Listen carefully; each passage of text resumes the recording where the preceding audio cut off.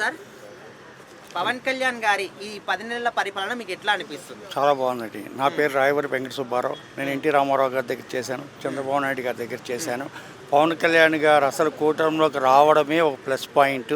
వారు వచ్చిన తర్వాతే ఈ విజయం లభించింది. అటు బీజేపీని ఒప్పించారు.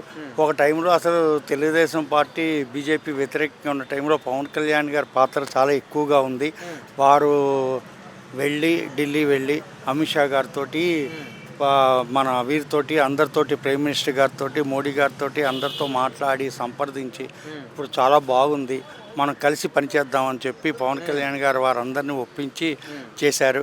ఈ కూటమి ప్రభుత్వం ఏర్పడడం మూలాని వీళ్ళకి వైసీపీ వాళ్ళ గుండెల్లో గుబులు పెట్టుకుంది.